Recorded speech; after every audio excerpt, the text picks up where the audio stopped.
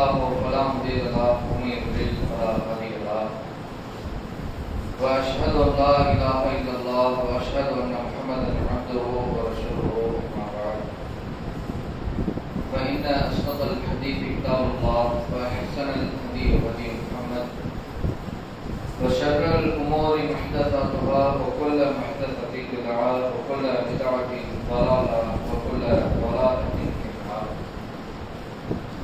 اللهم صل على محمد وعلى آل محمد كما صليت على إبراهيم وعلى آل إبراهيم إنك حميد مجيد.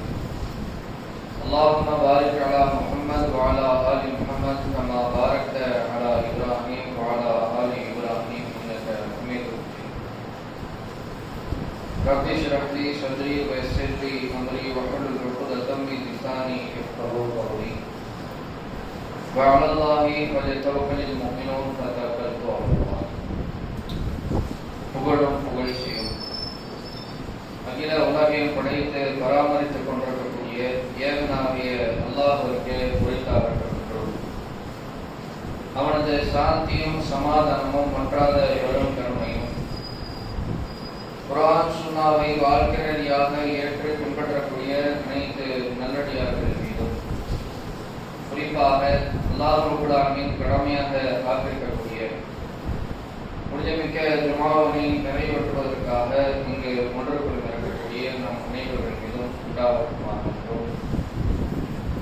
இங்கு பேசப்படக்கூடிய பேச்சுகளின் பயன் நமக்கு இம்மையிலும் மறுமையிலும் அல்லாஹ் தந்தருள் புரிவானாக பிரார்த்தனை. எனது ஜுமாவினை ஆரம்பிச்சேன். கண்ணியத்திற்குரிய இல்லாமல் அல்லாஹ்வுடைய நல்லடியார்களே,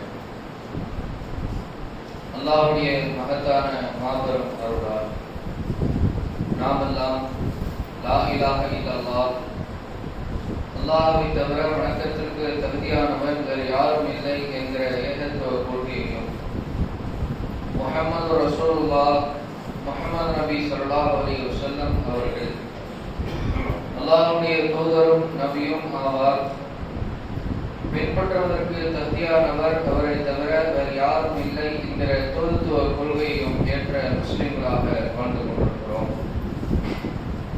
அத்தகைய இந்த தூய மார்க்கமான இஸ்லாத்தை தூய வடிவில் அறிந்து முடித்து நம்முடைய இறுதி மௌத் வரைக்கும் கடைபிடிப்பதற்குரிய முயற்சிகளை செய்ய வேண்டும் என்கிற எண்ணத்தை மனதில் பதியவர்களாக இந்த ஜுமா உரையிலே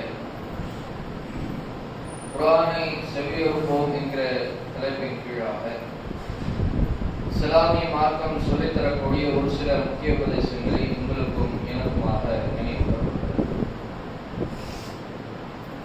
கண்ணியத்திற்குரிய இல்லாமல் அல்லாஹ்வின் நல்லடியார்களே, அல்லாஹ் ரப்பல் ஆலமீன் மனிதர்களை நல்வழிப்படுத்துவதற்காக அவர்களுடைய இம்மை மறுமை வாழ்க்கையை செம்மைப்படுத்துவதற்காக ஒரு சிறந்த வழிகாட்டியாக அல்லாஹ் ரப்பல் ஆலமீன் தனக்குரிய வார்த்தைகளை மனிதர்களுக்கு திருமறை குர்ஆனாக வழங்கியிருக்கிறார். அத்தகைய அந்த திருமறை குர்ஆன் விஷயத்தில் வாழக்கூடிய ஒவ்வொரு இஸ்லாமியர்களும் அந்த குர்ஆனை ஓத வேண்டும், அந்த குர்ஆனை செவியேற்க வேண்டும், அந்த குர்ஆனை சரியான முறையில் புரிந்து கொள்ள வேண்டும். பிறகு இதையெல்லாம் சரிவர தன்னுடைய வாழ்க்கையில மௌத் வரைக்கும் கடைபிடிக்க வேண்டும். இது போன்ற காரியங்களை செய்வதற்காக வேண்டிதான் அடிப்படையாக இந்த திருமறை குர்ஆன் நமக்கு வழங்கப்பட்டிருக்கிறது. இந்த குர்ஆனுடைய ஆக சிறந்த சக்தியாக எது இருக்கிறது என்றால், இந்த உலகத்தில் வேறு எந்த புத்தகத்திற்கும் இல்லாத, வேறு எந்த விஷயத்திற்கும் இல்லாத ஆக சிறந்த சக்தியாக இந்த குர்ஆனை யாரெல்லாம் படிக்கின்றார்களோ, ஓதுகின்றார்களோ, புரிந்து கொள்கின்றார்களோ அவர்கள் எல்லோரையும் மிகைக்கக்கூடிய ஒரு ஆக சிறந்த சக்தி இந்த திருமறை குர்ஆன் கொண்டிருக்கிறது. இதை விளங்கிய சில காபிர்கள் தான் நபிகள் நாயகம் ஸல்லல்லாஹு அலைஹி வஸல்லம் அவர்கள் காலகட்டத்தில் எப்படியெல்லாம் இஸ்லாமிய வளர்ச்சியை தடுத்து நிறுத்திவிடலாம் என்று பல திட்டங்களை தீட்டி பார்க்கின்றார்கள். இஸ்லாமிய வெறுப்பை விதைக்க ஆரம்பிக்கின்றார்கள். இஸ்லாத்திற்கு எதிராக பல சதி திட்டங்களை போட ஆரம்பிக்கின்றார்கள்.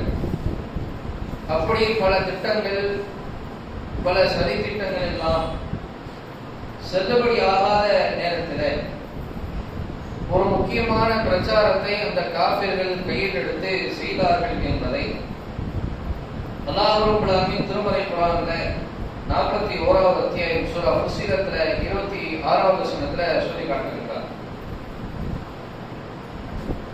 எந்த ஆணி வேலை தொட்டால் இஸ்லாமிய வளர்ச்சி தலைகீழாக போகும் என்கிற அந்த ஆணி வேலை அந்த காபிர்கள் கையில் எடுத்தார்கள். அதைத்தான் அல்லாஹ் இந்த வசனத்துல சொல்லி காட்டுகின்றார். وقال الذين كفروا, இந்த காபிர்கள் சொன்னார்கள், லா தஸ்மஉ லிஹாதல் குர்ஆன், இந்த குர்ஆனை நீங்கள் காது கொடுத்து கேட்காதீர்கள். வல்கவ் ஃபீஹி, அப்படி கேட்க வேண்டிய ஒரு சூழ்நிலை ஏற்பட்டாலும் அதை நீங்கள் அலட்சியப்படுத்தி விடுங்கள். அதை கேட்காமல் இருப்பதற்கு என்னவெல்லாம் செய்ய முடியுமோ அதையெல்லாம் நீங்கள் செய்யுங்கள். லஅல்லக்கும் தக்லிபூன், அப்போதுதான் இந்த குர்ஆனை நீங்கள் மிகைப்பீர்கள் என்று காபிர்கள் செய்த பிரச்சாரத்தை அல்லாஹ் திருமறையில சொல்லி காட்டுகின்றார். இந்த குர்ஆனுக்கு மிக முக்கியமான ஒரு காந்த சக்தி இருக்கின்றது. எப்பேற்பட்ட மனிதனாக இருந்தாலும், கல்லஞ்சக்கார மனிதனாக இருந்தாலும் அவனுடைய மனதை இலகுவாக்கக்கூடிய, அவனுடைய மனதின் பாரத்தை இறக்கி வைக்கக்கூடிய ஆக சிறந்த ஒரு சக்தி, ஆற்றல் இந்த குர்ஆனை கேட்கும் போதே இருக்கின்ற. அதற்காகத்தான் பல்வேறு காபிர்களும் இந்த குர்ஆனை ஆச்சரியமாக பார்த்து, யாரெல்லாம் இந்த குர்ஆனை சத்தமாக ஓதுகின்றார்களோ அதை கேட்டு கண்ணீர் வடிக்கக்கூடிய ஒரு சூழ்நிலை, அதன் மீது ஒரு தனி ஈர்ப்பை கொண்டிருந்த ஒரு சூழ்நிலை தான் நாம் வரலாறுகளில் பார்க்க முடிந்தது. அதுபோல இந்த குர்ஆனுக்குரிய அந்த விஷயத்திலிருந்து இந்த மக்களை எப்படி தடுக்க வேண்டும் என்றால், இவர்களை முதலாவதாக குர்ஆனை செவியேற்க செய்யக்கூடாது. இந்த மனிதர்கள் குர்ஆனை காதால் கேட்கக்கூடாது. கேட்பதை நிறுத்திவிட்டாலே இந்த இஸ்லாத்தை தடுத்து விடலாம், இஸ்லாமிய வளர்ச்சியை ஒரேடியாக நிறுத்திவிடலாம் என்று காபிர்கள் அன்றைக்கு பிரச்சாரம் செய்ததாக அல்லாஹ் நமக்கு இந்த வசனத்தின் மூலமாக சொல்லி காட்டுகின்றார். இதுல இஸ்லாமியர்களாக இருக்கிற நாம் இந்த சமயத்துல நாம் நெஞ்சை தொட்டு யோசித்து பார்க்க வேண்டிய ஒரு பிரதானமான கேள்வி ஒன்று இருக்கின்ற. நமக்காக அருளப்பட்டிருக்கிற திருமறை குர்ஆன், நமக்கான வேதமாக இறைவன் நமக்கு தந்திருக்கின்றார். அந்த குர்ஆனை நாம் எப்போது கடைசியாக செவியுற்றோம்? குர்ஆனை காது கொடுத்து கேட்பதை ஒரு தினசரி பண்பாக, அதை ஒரு குணமாக, அதை ஒரு பழக்கமாக நம்மில் எத்தனை இஸ்லாமியர்கள் நாம் வைத்துக் கொண்டிருக்கிறோம் என்பதை ஒவ்வொரு இஸ்லாமியர்களும் சற்று நிதானமாக நெஞ்சில் கையை தொட்டு நமக்கு நாளை நேர்மையாக கேட்க வேண்டிய ஒரு சூழலில் நாம் தள்ளப்பட்டிருக்கின்றோம். குர்ஆனை படிக்கணும், குர்ஆனை புரியணும், குர்ஆனை ஓதணும் என்பதையெல்லாம் கடந்து குர்ஆனை குறைந்தபட்சம் கேட்க வேண்டும் என்கிற அந்த ஆசை உள்ளவர்கள் நம் இஸ்லாமியர்களில் எத்தனை நபர்கள் இருக்கின்றோம்?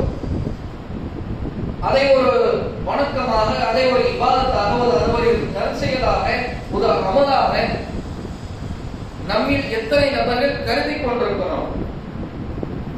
ஒரு முஸ்லிமுக்கு அந்த குர்ஆனை ஓதுவது, அதை படிப்பது, அதை புரிந்து கொள்வது, அதை செயல்படுத்துவது எந்த அளவிற்கு முக்கியத்துவம் வாய்ந்ததோ அதுபோல குர்ஆனை கேட்கக்கூடிய ஒரு சூழ்நிலையை உருவாக்கி கொள்ள வேண்டும்.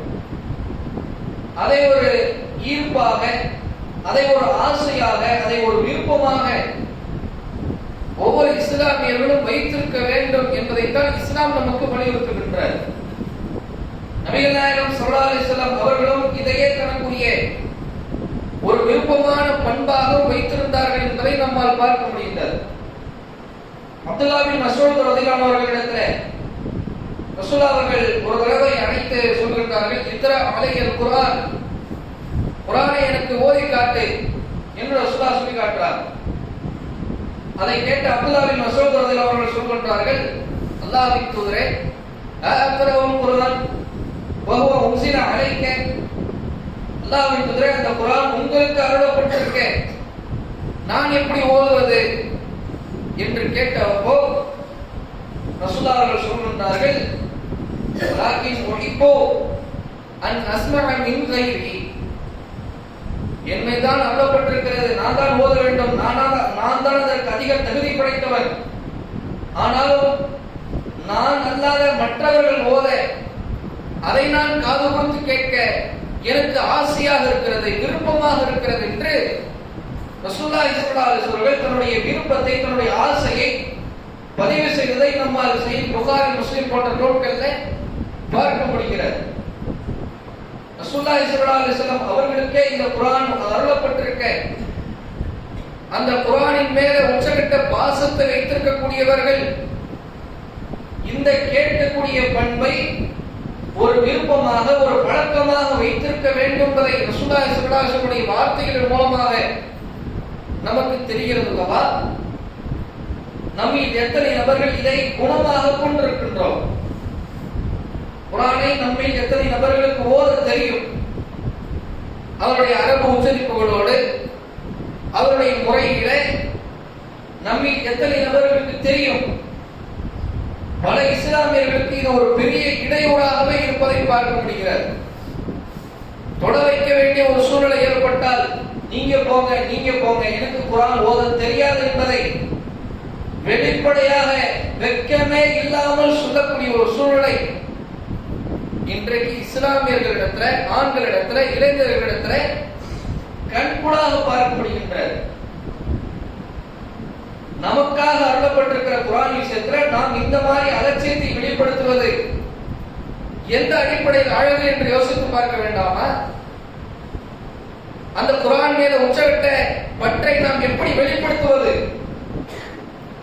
எனக்காக அல்லாஹ் கொடுத்திருக்கிறார், அல்லாஹ்வுடைய வார்த்தைகளை படிப்பதற்கு, அதை ஓதுவதற்கு, அதை கேட்பதற்கு நமக்கு ஒரு ஆசையாக, ஒரு விருப்பமாக, ஒரு நேசமாக இல்லையா?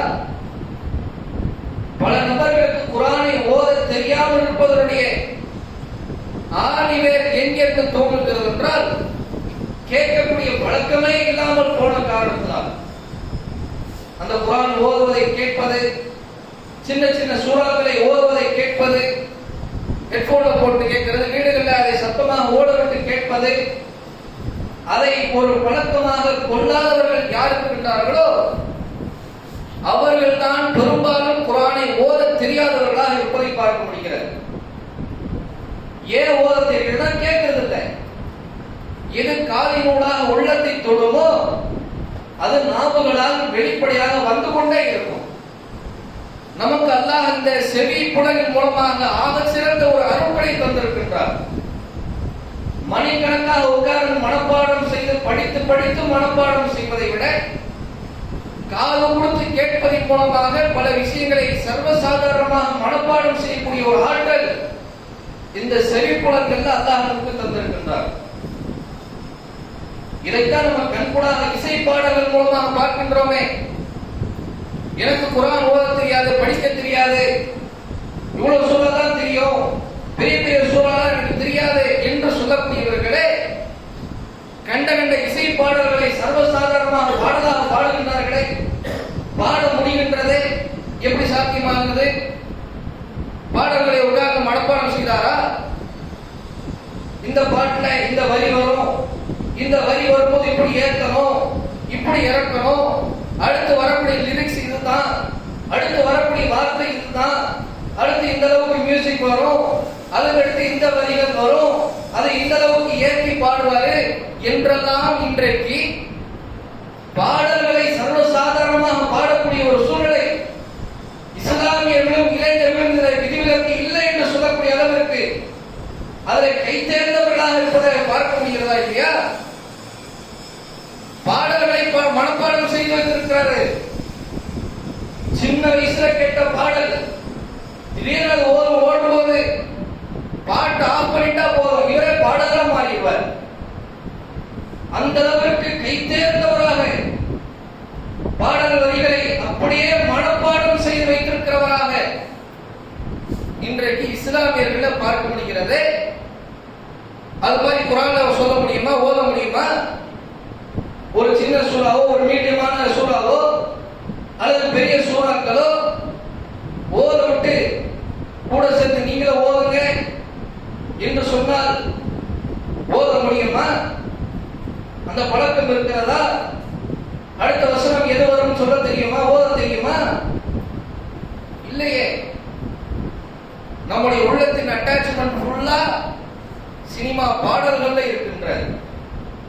டைம் பாஸ் ஆகணுமா, பாட்டை போடு. டிராவல்ல போறோமா, பாட்டை போடு. வீட்டுல ஃபங்க்ஷனா, பாட்டை போடு. வேலை இருக்குதா, பாட்டை போடு.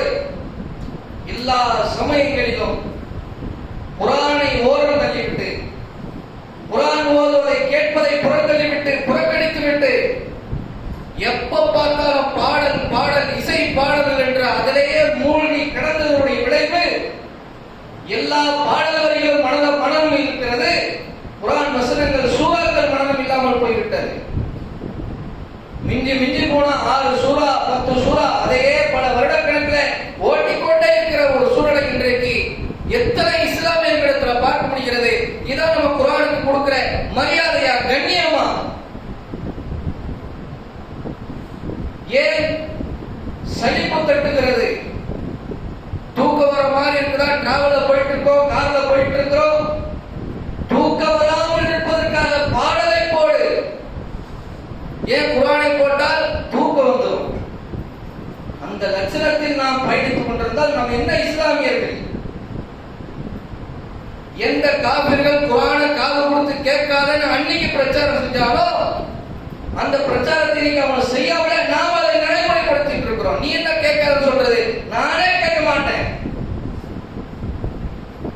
அந்த பாதை நோக்கி இஸ்லாமியர்களாக இருக்கிற நாம் பயணித்துக் கொண்டிருந்தால் யார் குர்ஆனை கேட்பா? யார் குர்ஆன் வழியில் நடப்பா? யார் நேர்வழியில் இருப்பது?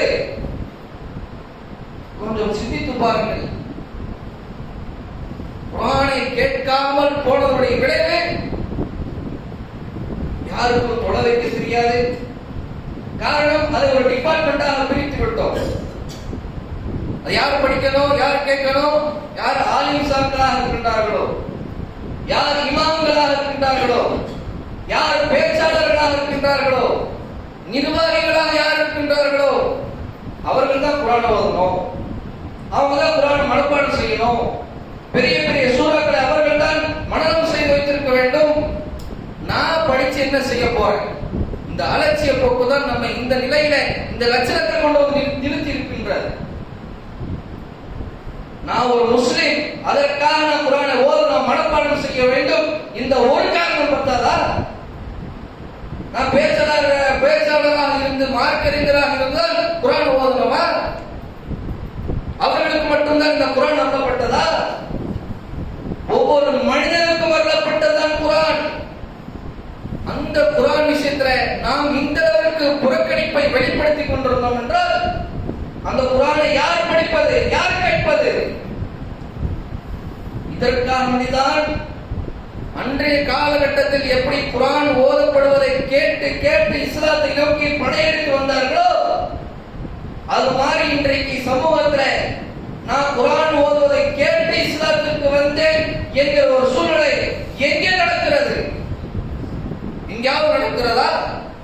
நம்முடைய தமிழகத்தில் நாம் வாழக்கூடிய பகுதிகளில் அது மாதிரியான ஒரு சூழ்நிலை இஸ்லாத்தை நோக்கி வரவழைப்பதற்கு இந்த குர்ஆன் ஓதுவதையே ஒரு அடிப்படை அஸ்திவாரமாக வைத்திருந்த ஒரு சூழலை இன்றைக்கு நம்முடைய இஸ்லாமியர்களுக்கு மத்தியில் ஏன் இல்லாமல் போனது? நாம் அலட்சியப்படுத்தும். அதை ஒரு அமலாக நாம் பார்ப்பது இல்லை. அதன் மூலமாக அல்லாஹ்வுடைய அருள் கிடைக்கும் என்பதை நாம் சிந்திப்பதை மறந்துவிட்டோம். அதே போல சூரத்துல் அராஃப்ல குறிப்பிட்டு காட்டுகின்றார், வைதா குரியல் குர்ஆன், குர்ஆன் ஓதப்பட்டால், குறிப்பாக தொழுகை விஷயத்துல தொழுகும் போது இமாம் சத்தமாக ஓதும் போது ஃபஸ்தபியூலஹு, அதை செவிதாழ்த்தி கேளுங்கள். என்ன ஓதுறாங்கங்கறத காது கொடுத்து கேளுங்க. கான்சென்ட்ரேஷன் அதுல இருக்கணும். நீங்க அதுல வந்தாலும் கூட தொழுகையில் நிக்கிறோம். நேற்று இஷால இமாம் என்ன சூரா ஓதுனாரு, துணை சூரா என்ன ஓதுனாரு, ஃபர்ஸ்ட் ரக்காத்துல என்ன ஓதுனாரு, இரண்டாவது ரக்காத்துல என்ன ஓதுனாரு தெரியுமா? நமக்கு ஞாபகம் இருக்கிறதா? கவனம் இல்லை. அந்த அளவுக்கு கவன சிதறலில் நம்முடைய தொழுகைகள் போகிறது. ஆனால் அல்லாஹ் சொல்கின்றார், குர்ஆன் ஓதப்படுவதை கேட்டால் காது கொடுத்து செவிதாழ்த்தி கேளுங்கள். அதுவும் குறிப்பாக தொழுகையின் போது வாசிப்புலவு, அவர் உங்களுக்கு தெரிந்த சூரா ஓதுறாலோ அதை நீங்க நாதா செய்யக்கூடாது, வாயை மூடு. அல்லாஹ் குர்ஆனில் கட்டளை போடுகிறார், வாயை மூடிக்கொள்ளுங்கள், காது கொடுத்து கேளுங்கள். இந்த ரெண்டையும் நீங்கள் செய்தீர்கள் என்றால் லஅல்லக்கும் துர்ஹமூன், நீங்கள் அல்லாஹ்வுடைய அருளை பெறுவீர்கள். குர்ஆனை காது கொடுத்து கேட்டாலே அல்லாஹ்வுடைய அருள் நமக்கு கிடைக்கும் என்பதை திருமறை குர்ஆனில் அல்லாஹ் பதிவு செய்கின்றான். அந்த அல்லாஹ்வுடைய அருளை குர்ஆனை கேட்பதன் மூலமாக, குர்ஆனை படிப்பதன் மூலமாக, குர்ஆனை நடைமுறைப்படுத்துவதன் மூலமாக நாம் முயற்சி செய்யக்கூடாதா? அதற்குண்டான ஈர்ப்பை, அதற்குண்டான ரசனையே நம்மிடத்தில் இல்லாமல் போய்விட்டது. பாடல்கள் கேட்கும் போது இருக்கின்ற ரசனை, அந்த ஆசை, அந்த ஈர்ப்பு குர்ஆனை கேட்கும் போது இருக்கிறதே கிடையாது. நமக்கு சலிப்பு தட்டுகிறது. அம்மா சென்டிமெண்ட் பாடல் போட்டோ வச்சுங்க, இவருக்கு கண்ணீர் சிந்திக்கிட்டு இருப்பார். அப்பா சென்டிமெண்ட் பாடல் போட்டோம்னா அப்படியே கண்ணீர் மல்க அழுவார். லவ் ஃபெயிலியரா அப்போ கண் கலங்கி விடும். குர்ஆனை ஓதுவதை கேட்டு அதன் மூலமாக ஒரு சொட்டு தண்ணீரை என்றைக்காவது நாம் விட்டிருக்கிறோமா? அந்த பகுதி நம்முடைய வாழ்க்கையில எங்கே? அல்லாஹ் திருமறை குர்ஆனில் சொல்லி காட்டுகின்றார், நல்லவர்கள் எப்படி இருப்பார்கள்? வைதா சமிஉ இலா மா உன்சில இலா ரசூல், இந்த தூதருக்கு அருளப்பட்டதை அவர்கள், அந்த நல்லடியார்கள் காது கொடுத்து கேட்கும் போது அந்த ஆயத்துகள், அந்த வசனங்கள் காதுகளின் மூலமாக நேரடியாக அவர்களுடைய உள்ளத்தை தொடும். தரா அகைனுஹும் தஃபீது மினத் தம்இ மிம்மா அரஃபு மினல் ஹக், அவர்களுடைய கண்கள்ல கண்ணீர் தாரை தாரையாக ஓடிக்கொண்டிருப்பதை நீங்கள் பார்ப்பீர்கள். கண்ணீர் சிந்து அழுவார்கள். எதுக்கு? அவங்க குர்ஆன் படிச்சதுனால இல்ல, வெறும் குர்ஆனை காது கொடுத்து கேட்டார்கள். அதன் மூலமாக அந்த அர்த்தத்தை விளங்கி அதில் இருக்கிற சத்திய கருத்துக்கள் உள்ளத்துக்குள்ள இறங்கின காரணத்தினால கண்கள்ல கண்ணீர் ஓடிக்கொண்டிருக்கும். இது நல்லவர்களுடைய பண்பு. அழுது கண்ணீர் சிந்தி அல்லாஹ்விடத்தில் துஆ செய்வார்கள், ரப்பனா, எங்களுடைய இறைவா, ஃபக்துபுனா மஅஷ் ஷாஹிதீன், சாட்சியாளர்களோடு எங்களை நீ எழுதி வைப்பாயாக. அல்லாஹ், நீ சொல்லியிருக்கிறது சத்தியத்தை தான் சொல்லியிருக்கின்றாய், உண்மையை மட்டுமே நீ சொல்லியிருக்கிறாய் இறைவா என்று அவர்கள் துஆ செய்வார்கள். குர்ஆன் வசனத்தை கேட்கும் போது இன்று அல்லாஹ் சொல்லி காட்டுகின்றார், நீ மனிதர்கள் இருக்கிற லிரிக்ஸை கேட்டு கண்ணீர் சிந்தக்கூடிய ஒரு சூழ்நிலை, அதுவும் எழுதியிருக்கிற அந்த கவிதைகள் என்பது எல்லாமே உண்மையா? 100% உண்மையா? கவிதைக்கு பொய் எழுதுகின்றதே வெளிப்படுத்தி சொல்கின்றார்கள். எல்லாமே பொய். ஷிர்க் கலந்திருக்கும், தேவையற்ற வர்ணனைகள் கலந்திருக்கும், மனிதனுடைய கற்பனைகளுக்கெல்லாம் அப்பாற்பட்டதாக இருக்கும். எல்லாமே வீணானவை. அதை கேட்டு கண்ணீர் சிந்துகிற நீ உண்மையை சொல்லியிருக்கிற, உண்மையை மட்டுமே சொல்லியிருக்கிற அந்த குர்ஆனை கேட்டு ஒரு சொட்டு தண்ணி நம்ம எத்தனை இஸ்லாமியர்கள் விட்டிருக்கிறோம். இதுதான் நம்ம குர்ஆனுக்கு கொடுத்திருக்கிற மகத்துவம். இதை மாற்றுமத முஸ்லிம்களுக்கு கொண்டு போய் சேர்க்கிறோமே, இதுல இதனுடைய ரசனையை, இதனுடைய ஈர்ப்பை நாம அனுபவிக்க அனுபவிக்காமல் மற்றவங்களுக்கு கொடுத்து என்னங்கள் புண்ணியம்? இந்த குர்ஆனை ஒரு ரசனையாக நாம் பார்க்கிறது கிடையாது. அதை ரசிப்பதையே மறந்து விட்டோம். அதுல என்ன இருக்கிற ரசிப்பு? பாடல இருக்கிற ரசனை மாதிரி குர்ஆன்ல வருமா? வரும். இஸ்லாமியர்களுக்கு வரும். அந்த குர்ஆனை மதிக்கக்கூடியவர்களுக்கு வரும். அந்த குர்ஆனை அல்லாஹ்வுடைய நேரடி வார்த்தை, என்னை படைத்த ரப்புல் ஆலமீன் சொல்லியிருக்கிற வார்த்தைகள் என்று எண்ணக்கூடியவர்கள், உறுதியாக நம்பக்கூடியவர்களுக்கு அந்த குர்ஆனில் இருக்கின்ற ரசனை எந்த சினிமா பாடல்களிலும் கிடையாது என்று அதை ஓரம் தள்ளிவிட்டு குர்ஆனை கேட்பார்கள், குர்ஆனை அவர்கள் படிப்பார்கள். அப்படி நாம் இல்லை என்றால் எந்த நிலையை நாம் போய் கொண்டிருக்கிறோம் என்பதை இது மாதிரிதான் சில மனிதர்கள் இந்த குர்ஆனை அலட்சியப்படுத்தி வைத்திருக்கிறார்கள் என்பதை அல்லாஹ்வே திருமறை குர்ஆனில் ஒரு உதாரணத்தை காட்டுவதன் மூலமாக நமக்கு சொல்லி காட்டுகின்றார். சூரத்துல் ஹஷர் 59வது அத்தியாயத்தினுடைய இறுதி வசனங்களை படித்து பாருங்கள். இதை விட ஒரு சிறந்த ஒப்பீடு எதுவுமே இருக்க முடியாது. இந்த குர்ஆனுக்கு இவ்வளவு புறக்கணிப்பு, இவ்வளவு அலட்சியப்படுத்துதல், இந்த குர்ஆன் மேல ஒரு ரசனை இல்லை, ஒரு ஈர்ப்பு இல்லை, ஒரு ஆசை இல்லை, இல்லாமல் போய் கொண்டிருக்கிறோம்ல, அவர்களுக்கு அல்லாஹ் இந்த ஒப்பீட்டை சொல்லி காட்டுகின்றார். லவ் அன்ஸல்னா ஹாதல் குர்ஆன அலா ஜபலில் லரஅய்தஹு காஷிஅன் முத்தஸத்திஅன் மின் கஷ்யத்தில்லாஹ். இந்த குர்ஆனை மனிதர்களாக உங்களுக்கு கொடுத்த ஒரு பேச்சுக்கு இந்த குர்ஆனை நான் மலையின் மீது இறக்கி இருந்தால், வெறும் பாறைகளால் சூழப்பட்டிருக்கிற, வெறும் கற்களாக இருக்கின்ற, எந்த அறிவும் இல்லாத, எந்த உணர்வும் இல்லாத அந்த மலையின் மீது இந்த குர்ஆனை நான் இறக்கி இருந்தால், நபியே அந்த மலையை நீங்கள் எப்படி பார்த்திருப்பீர்கள் தெரியுமா? லரஐதஹு காஷிஅன் முத்தஸத்திஅன் மின் கஷ்யத்தில்லாஹ். அல்லாஹ்வுடைய அச்சத்தால் பணிந்து நொறுங்கி விடுவதை நீங்கள் பார்த்திருப்பீர்கள். அந்த மலை நொறுங்கி போயிருக்கும், வெறும் கற்கள் வெடிச்சு சிதறி போயிருக்கும். அல்லாஹ்வின் அச்சத்தால் அந்த குர்ஆனுடைய வெயிட்டை தாங்க முடியாத காரணத்தினால அவ்வளவு பவர் இந்த குர்ஆனில் இருக்கிறது, அந்த அல்லாஹ்வுடைய வார்த்தைகளுக்கு இருக்கிறது. அந்த மலைக்கு இருக்கிற உணர்ச்சி கூட மனிதா உனக்கு இல்லையே. எப்பேற்பட்ட ஒப்பீடு அல்லாஹ் உடல் சொல்லி காட்டுகின்றார். இந்த மாதிரி உதாரணங்களை எதற்காக சொல்கின்றோம்? நத்ரிபுஹா லின்னாஸி லஅல்லஹும் யதஃபக்கரூன். இந்த மனிதர்கள் சிந்திக்க வேண்டும் என்பதற்காக இது மாதிரியான உதாரணங்களை நாம் சொல்கின்றோம். உன்னை அசிங்கப்படுத்துறதுக்காக இல்ல, உன்னை கேவலப்படுத்துறதுக்காக இல்ல. ஒரு மலைக்கு இருக்கிற உணர்ச்சி, ஒரு மலைக்கு இருக்கின்ற உணர்வு உனக்கு ஏன் இல்லாமல் போனது? சிந்தித்து திருந்து அல்லாஹ்வுடைய குர்ஆனுக்கு மதிப்பை கொடு என்பதற்காகத்தான், சிந்திப்பதற்காகத்தான் இந்த ஒப்பீடு. உன்னை கேவலப்படுத்துவதற்காக இல்ல, உன்னுடைய ரோஷத்தை தூண்டுவதற்காக. ரோஷம் தூண்டப்பட்டு இந்த குர்ஆனுக்கு நான் ஏன் மதிப்பு கொடுக்காம போனேன், இந்த குர்ஆனையா புறக்கணிச்சுட்டு கண்ட கல்சடை பாடல்களை நான் கேட்டு இருந்தேன் என்று படிப்பனை பெற வேண்டும் என்பதற்காக இந்த உதாரணத்தை எல்லாம் சொல்லி காட்டுகின்றார். இந்த ஒரு உதாரணம் போதாதா குர்ஆனை நோக்கி திரும்புவதற்கு, குர்ஆனை காதுமத்து கேட்பதற்கு, குர்ஆனை மனப்பாடம் செய்வதற்கு, குர்ஆனை வாழ்வில் ஆக்குவதற்கு இந்த ஒரு உதாரணம் போதுமானது.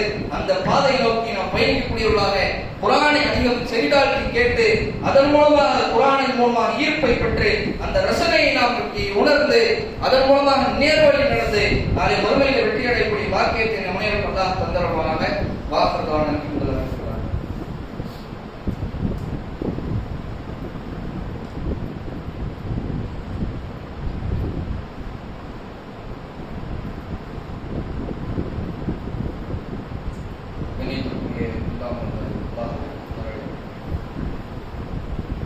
இந்த உத்தரவுகளில் குர்ஆனை காது கொடுத்து கேட்க வேண்டும் என்பதற்கு இஸ்லாமிய மார்க்கம் சொல்லக்கூடிய ஒரு சில முக்கிய உபதேசங்கள் இருக்கிறோம். இந்த குர்ஆனை எந்த அளவுக்கு நாம் காது கொடுத்து செவிதாழ்த்தி கேட்கின்றோமோ அந்த அளவுக்கு நமக்கு ஓதுவதற்கும் இலகுவாக எளிமையாக இருக்கும். இதைத்தான் அன்றைய காலத்து நபித்தோழர்களுடைய மிக முக்கியமான அடையாளமாகவே திகழ்ந்தது. வீடுகளில் பொழுதுபோக்கிற்காக இன்றைக்கு சினிமா படங்களை பார்க்கக்கூடிய, கண்ட சீரியஸை பார்க்கக்கூடிய, கண்ட காட்சிகளை பார்த்து ரசித்து நேரத்தை செலவிடக்கூடிய ஒரு சூழ்நிலை இன்றைக்கு பலருடைய வீடுகளில் பார்க்க முடிகிறது. ஆனால் இன்றைய காலத்தில் நபித்தோழர்கள் பொழுதுபோக்காக இந்த குர்ஆனைத்தான் வைத்திருந்தார்கள், குர்ஆனை தாங்கள் ஓதுவதை வைத்திருந்தார்கள். ரசூலுல்லாஹி ஸல்லல்லாஹு அலைஹி வஸல்லம் அந்த மதீனாவுடைய பக்கங்கள்ல சில நபித்தோழருடைய வீதிகளில் ரசூலுல்லாஹ் அவர்கள் இரவு நேரத்தில் நடமாடுவார்கள். அப்படி நடமாடும் போது ரசூலுல்லாஹ் அவர்கள் குறிப்பிட்ட கோத்திரத்தை சார்ந்தவர்களுடைய அடையாளமாக எதை பார்ப்பார்கள் என்றால், குர்ஆன் ஓதக்கூடிய அந்த முறையை வைத்து, அந்த சத்தத்தை வைத்து, அஷாரி குலத்தை சார்ந்தவருடைய வீடுகள் இவைதான் என்று ரசூலுல்லாஹ் அவர்கள் இதைத்தான் நான் அடையாளமாக வச்சிருக்கிறேன் என்று ரசூலுல்லாஹ் சொல்லக்கூடிய செய்தி முஸ்லிம்கள் பார்க்க முடிகிறது. அஷாரி குலத்தை சார்ந்தவர்களுடைய அந்த சிறப்பு அம்சமே, அவர்களுக்குரிய மிக முக்கியமான அடையாளமே, இரவு நேரங்களில் குர்ஆனை அவர்கள் சத்தமாக ஓதுவார்கள். அவர்கள் வீடுகளில் தான் உட்கார்ந்து ஓதுவார். அந்த ஓதக்கூடிய சத்தம் தெரு வரைக்கும் வந்து அதன் மூலமாக ரசூலுல்லாஹ் அடையாளம் காணுவார். இந்த அஷரி குலத்தை சார்ந்தவர்களுடைய வீடு இதுதான், இவங்க தான் இந்த மாதிரி ஓதுவாங்க, இவங்க தான் இவங்களுடைய வீடு தான் இது என்று ரசூலுல்லாஹ் அவர்கள் அடையாளம் பார்க்கக்கூடிய அளவிற்கு அந்த நபித்தோழர்களுடைய வீடுகள் திகழ்ந்தார். இன்னைக்கு நம்முடைய வீடுகளுடைய அடையாளம் எது? ட்ரெண்டிங் பாட்டு ஓடி இருக்கிற வீடு தான் நம்முடைய அடையாளம், நம்முடைய வீட்டினுடைய அடையாளம். மாற்று மதத்தவருடைய வீட்டிற்கும் நம்முடைய இஸ்லாமியர்களுடைய வீட்டிற்கும் வித்தியாசம் இல்லாத ஒரு சூழ்நிலை தான் இன்றைக்கு கண்கூடாக பார்க்க முடிகிறது. அங்கேயே சீரியல் ஓடுது, இங்கே சீரியல் ஓடுது, அங்கேயே படம் ஓடுது, இங்கேயே படம் ஓடுது. எல்லாமே வித்தியாசமற்ற ஒரு சூழ்நிலையாக நாம் பயணித்துக் கொண்டிருக்கோம். ஆனால் இந்த குர்ஆனுக்கு நாம் எந்த அளவுக்கு முக்கியத்துவம் கொடுக்காமல் அலட்சியப்படுத்திக் கொண்டிருக்கிறோம் என்கிற ஒரு சூழலை நோக்கி நாம் தள்ளப்பட்டிருக்கிறோம். இதை நாம் மனம் திருந்தி அல்லாஹ்வுக்காக நம்முடைய வீடுகளில் இந்த மாற்றங்களை உருவாக்க வேண்டும். அதைத்தான் அல்லாஹ்வின் தூதர் ஸல்லல்லாஹு அலைஹி வஸல்லம் ரத்தின சுருக்கமாக எல்லாவற்றையும் சேர்த்து ஒரு ஒற்றை வரியில ரசூலுல்லாஹ் சொல்லி காட்டிட்டார். இந்த ஒரு படிப்பனை நமக்கு மிக முக்கியமானது. ரசூலுல்லாஹ் சொல்றாங்க, அல் குர்ஆனு ஹுஜ்ஜத்துன் லக அவ் அலைக. இந்த குர்ஆன் விஷயத்துல இரண்டே காரியங்கள் தான் இருக்கிறது. ஒன்று, இந்த குர்ஆன் உனக்காக பாதிப்பு பேசும் அல்லது உனக்கு எதிராக பேசும். குர்ஆனுக்கு ரெண்டு ஸ்டாண்டர்ட் தான். ஒன்று, உனக்காக அது பேசும். அந்த குர்ஆன் விஷயத்துல நீ சரியான முறையில் நடந்தால், அந்த குர்ஆன் சொன்ன அடிப்படையில் நீ நடந்தால், அந்த குர்ஆனுக்கு கொடுக்க வேண்டிய முக்கியத்துவம் அடிப்படையிலே நீ கொடுத்து இருந்தாயானால், உனக்காக வாதிட்டு மறுமையில் வந்து வாதிட்டு அல்லாஹ்வுக்காக பேசும். இந்த குர்ஆன் படி நடந்தால், இந்த குர்ஆனுக்கு இவ்வளவு கண்ணியத்தை கொடுத்தால், இந்த அளவுக்கு முக்கியத்துவம் கொடுத்தால், இதை வாழ்வில் ஆக்கினான் என்று நமக்காக, நம்முடைய சொர்க்கத்திற்காக குர்ஆன் வாதிட்டு பேசும். அதே அந்த குர்ஆன் அடிப்படையில் நாம் நடக்காவிட்டால், அந்த குர்ஆனுக்கு கொடுக்க வேண்டிய முக்கியத்துவத்தை நாம் கொடுக்காவிட்டால், அதை செவிதாழ்த்தி கேட்காமல், நடைமுறைப்படுத்தாமல், நாமும் ஓதாமல், அதை அலட்சியப்படுத்தி புறக்கணித்து விட்டால் நமக்கே எதிராக அந்த குர்ஆனுக்கு பேசும். இந்த ரெண்டு நிலைகள்ல கடந்த கால வாழ்க்கையோடு நாம் யோசித்து பார்க்க வேண்டும். இந்த நிலையில நான் மௌத்தாயிட்டேன்னா இந்த குர்ஆன் எனக்காக பேசுமா அல்லது எனக்கு எதிராக பேசுமா? எனக்காக அல்லாஹ்விடத்துல வாதிட்டு சொர்க்கத்தை பெற்று தருமா அல்லது எனக்கு எதிராக பேசி நரகத்தை பெற்று தருமா என்பதை நாம் சீர்தூக்கி பார்க்க வேண்டும். அல்லாஹ்வுக்காக அல்லாஹ் நமக்கென்று கொடுத்திருக்கிற நேரடி வார்த்தைகள், கலப்படமே இல்லாத உண்மையை மட்டுமே சொல்லியிருக்கிற ரப்பல் ஆலமீன் நமக்காக நம்முடைய கைகளில், நம்முடைய கரங்களில், நம்முடைய செல்போன்களில் அந்த குர்ஆனை வழங்கியிருக்கிறார் என்றால் அதுவே ஆக சிறந்த ஒரு பாக்கியம். அந்த குர்ஆனை கோடிக்கணக்கில் கொட்டி கொடுத்தாலும் பெற்றுக்கொள்ள முடியாத ஒரு சூழ்நிலை இன்றைக்கு பல மனிதர்களுக்கு இருக்கிறார். அது மாதிரி அல்லாஹ் நம்மை வைக்காமல் இந்த குர்ஆனை இலகுவாக படிக்கக்கூடிய, பார்க்கக்கூடிய, கேட்கக்கூடிய ஒரு சூழ்நிலைகளை அல்லாஹ் நமக்கு அள்ளி தந்திருக்கும் போதும் நாம் அதை புறக்கணிப்பதை ஆகப்பெரிய அநியாயம் என்பதை நாம் மனதிற்குள்ளாக ஆழமாக பதிய வைத்து வரக்கூடிய காலங்களில் அந்த குர்ஆனை செவிதாழ்த்தி கேட்கக்கூடியவர்களாகவும், அதை படிக்கக்கூடியவர்களாகவும், அதன் அடிப்படையில் வாழ்ந்து மரணிக்கக்கூடியவர்களாகவும் அல்லாஹ் எங்களை ஆக்கிரமாக வாக்குறுதிவான அஸ்ஸலாமு அலைக்கும்.